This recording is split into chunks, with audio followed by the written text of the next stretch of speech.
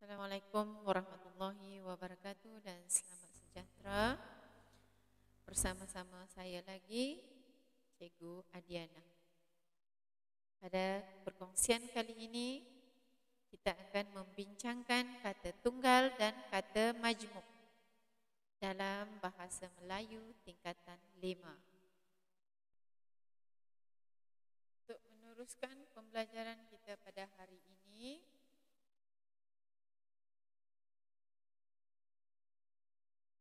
Cikgu akan membacakan teks berita yang mengandungi kata tunggal dan juga kata majmuk dalam teks tersebut. Serangan influenza meningkat tetapi terkawal. Okey, cikgu bacakan contoh teks berita dan murid-murid boleh mengenal pasti kata tunggal dan juga kata majmuk dalam teks berita yang cikgu akan baca sebentar lagi. Baik murid-murid, berikut adalah contoh berita. Serangan influenza meningkat tetapi terkawal. Wabak influenza ketika ini dalam keadaan terkawal. Walau bagaimanapun terdapat peningkatan kes di 10 buah negeri termasuk Bandaraya Kuala Lumpur dan Putrajaya.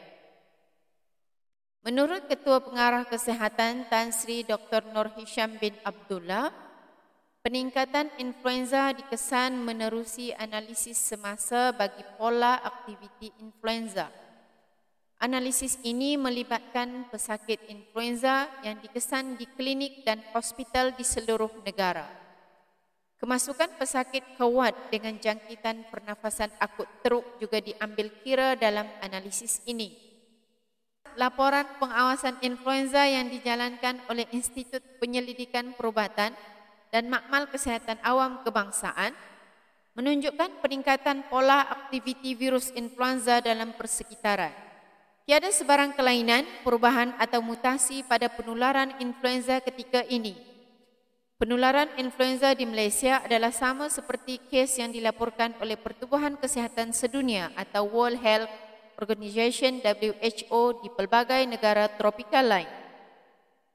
Bagi kes influenza di sekolah, negeri Selangor mencatatkan bilangan kes tertinggi iaitu 387 kes, Pulau Pinang pula mencatatkan 161 kes dan Johor mencatatkan 109 kes. Negeri-negeri lain mempunyai bilangan kes influenza kurang daripada 100 kes.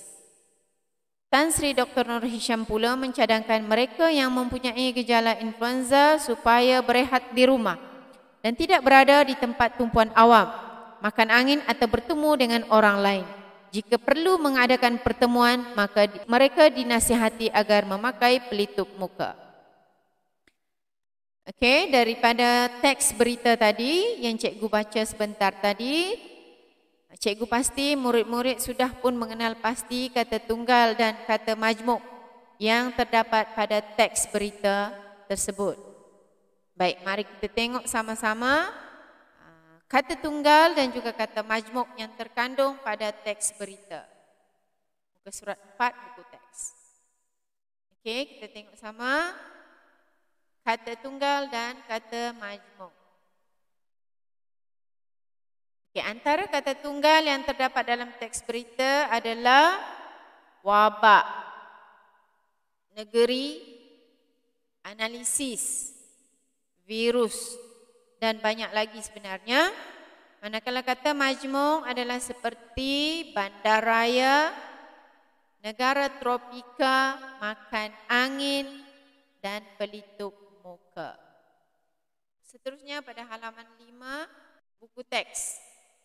Kita tengok sama-sama grafik berkenaan dengan panduan menghadapi wabak penyakit.